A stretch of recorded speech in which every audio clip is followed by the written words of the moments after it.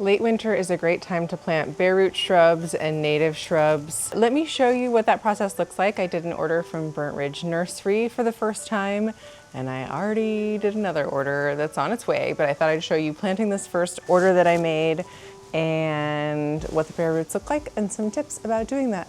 I have some water here to soak the roots if they're a little dry, and then we'll get them planted out in my garden right away. All right, let's get to the unboxing. Burnt Ridge Nursery and Orchards is a family-owned farm in business since 1980. Their 20-acre farm is located in the foothills of the Cascade Mountains here in western Washington. Okay, so there's my bare root plants in here wrapped up. I'll get you a closer view of that.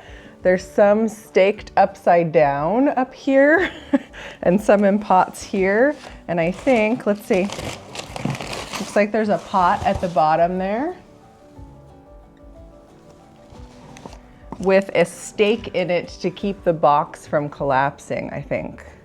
So there's a lot of this tape in here. Let's get to work getting this unwrapped, and I'll show you close up as I get each of these pieces unwrapped.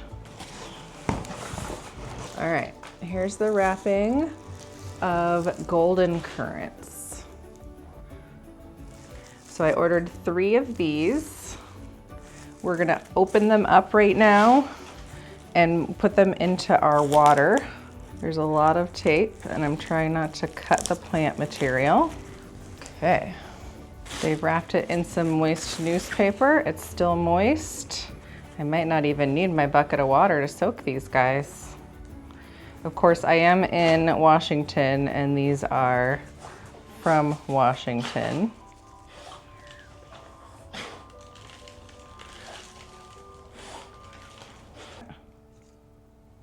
Okay, so here's number 1.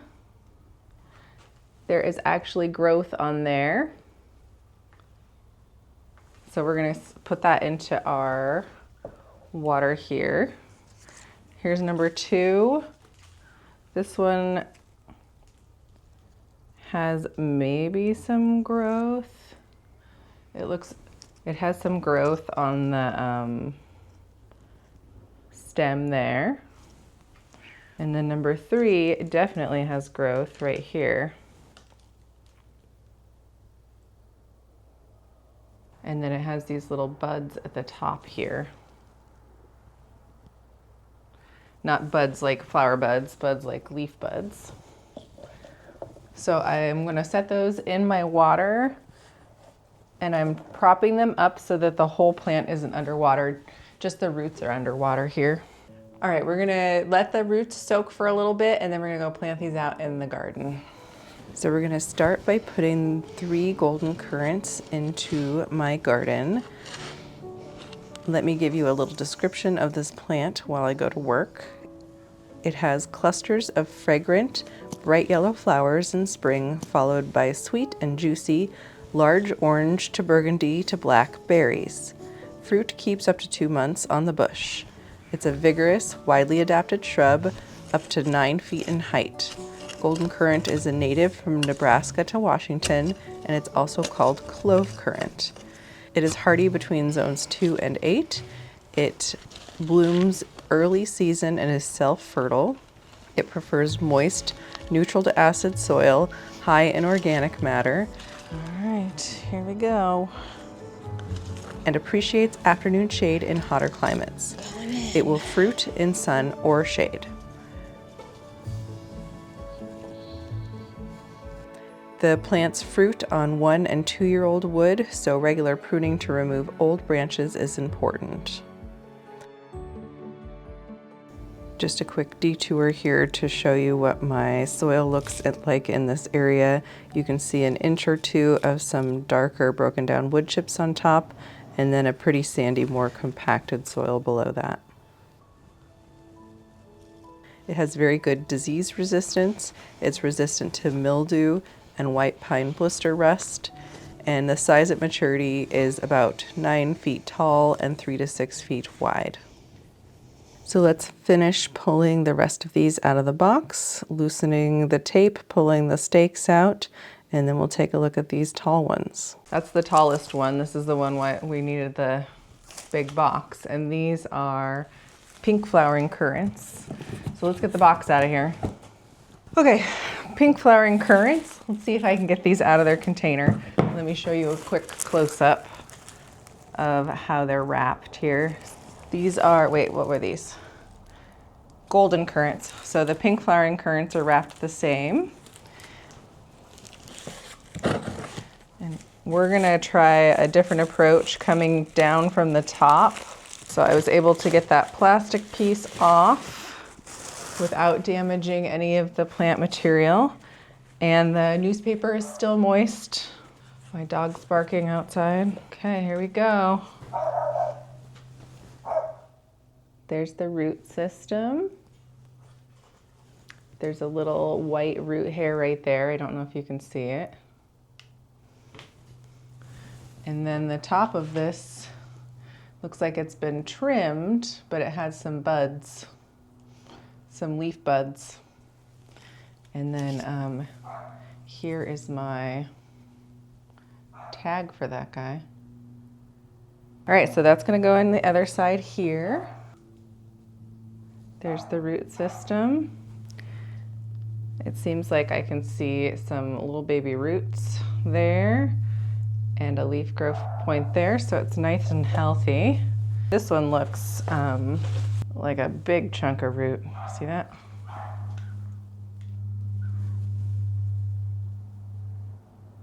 All right, that's going in our bucket. So I think I'm gonna go ahead and go plant them out, but I have slippers on. So I'm gonna go change my shoes and then I'm gonna plant these out. So now we're gonna plant the 3 Claremont pink flowering currants. They have a very long bloom period that begins in late winter and continues February through April. They have tubular flowers that are vividly rosy pink and up to 6 inches long. They're loved by hummingbirds and bees. They produce blue-black berries that are edible but are not the tastiest. However, they will be enjoyed by the birds. They like sun to part shade. This Claremont pink flowering currant is another selection of the Pacific Northwest native Ribes sanguineum. It's really hard to do a video when you're standing in the way. Excuse me. Just a quick note about how I'm burying these. I'm trying to cover up all the roots but not bury the crown of the plant. So I'm setting it in the hole, making sure I have it deep enough. If I don't, digging a little bit deeper, and I end up with pretty narrow, deep holes for these. I'll show you a close-up of the roots in just a second here. This plant is hardy from zones 4 to 9. It blooms in very early spring, and they recommend to grow it in full to a quarter sun with balanced moisture and reduced grass competition in the root zone. Prune it as needed for shape and size. It has very good disease resistance and can be subject to rust in very hot locations, which we shouldn't have to worry about here. The size at maturity is 5 to 10 feet tall and 3 to 5 feet wide.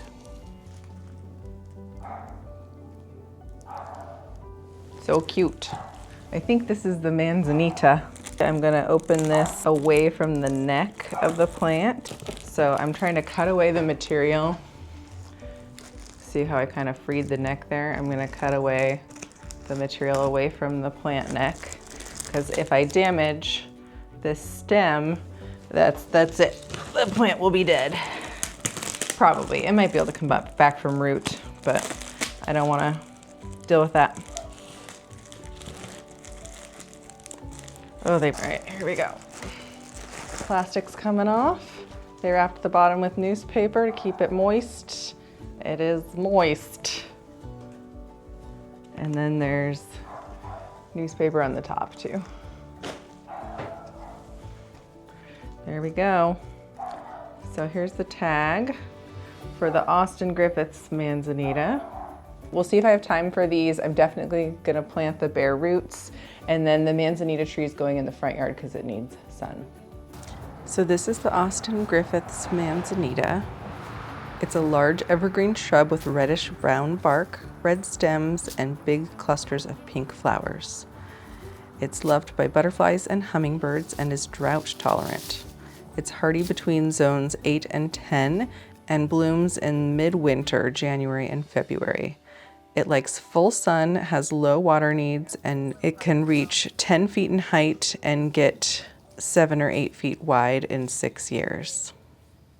And then we have one more variety, 3 plants.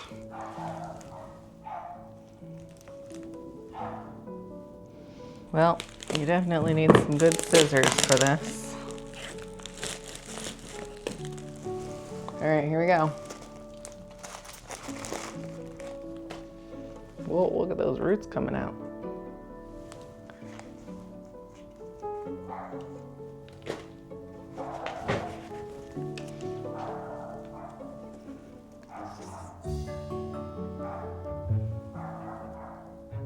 All right, let's get the other 2 done.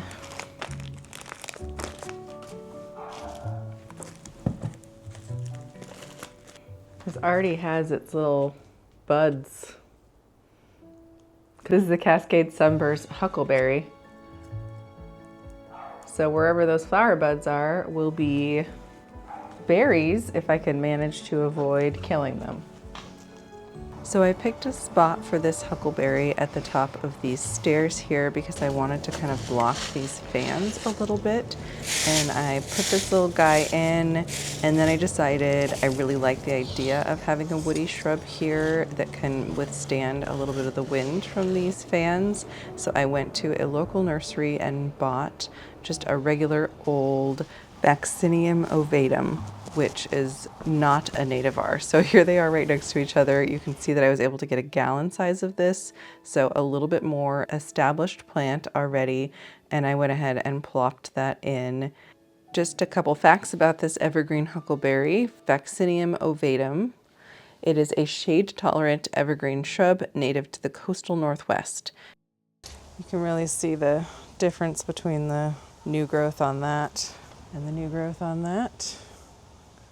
It has edible, shiny black, blueberry-like fruit in the fall, and it grows to about 2 to 3 feet if it's in the sun and 6 feet if it's in the shade. It's hardy between zones 5 and 8, blooms late in the summer, and it can take full sun to full shade. It gets to 6 feet by 6 feet, but very slowly. The Cascade Sunburst, which is a nativar of Evergreen Huckleberry, is an evergreen selection with especially brilliant new pink growth in spring, gradually turning green. It has abundance of blackberries in the early fall. It's hardy from zone 6 to 9, blooms in May, and is partially self-fertile. It'll produce more fruit if a second variety is nearby. It can grow in the sun, but really loves to be grown in the shade and moist, well-drained soils. It requires minimal pruning, but you should always remove dead or crossed branches. To preserve the variegated appearance, prune away branches that have reverted back to green foliage. It's pest and disease resistant and will get 3 to 4 feet high in full sun and 6 to 8 feet high in shade. All right, let me just orient you really quick to where I planted some of these things. There's the greenhouse. So a lot of them are down in the backyard there, but there's one, if I turn right, I have this little side yard, and there's one planted in front of the fans up there.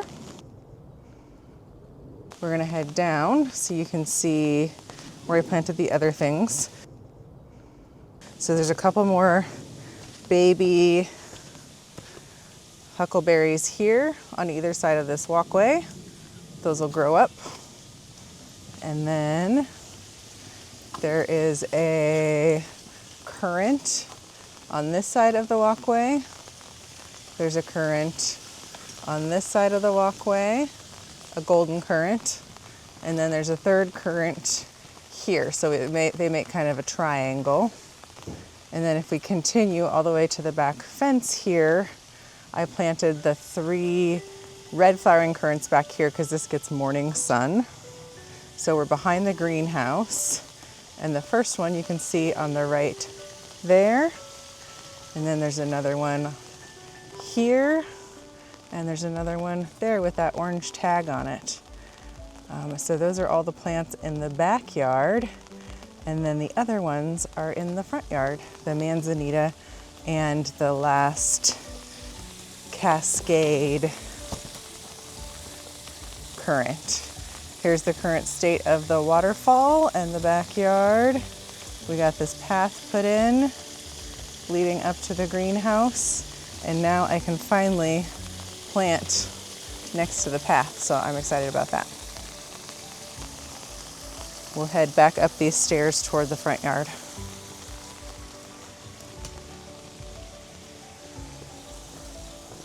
So here's the other side of that gate. So the other Cascade Sunset is back here underneath the rhododendron. And then if I go straight out to the parking strip, that's where the Manzanita is. Well, I learned that I need a whole bunch more huckleberry plants in my yard because those can take the most shade, and I have a few more deep shade areas that I'd love to get some shrubs and a little bit of color into. Some native berries would be nice too. So thanks for joining me. I hope to see you again in the greenhouse soon. Bye.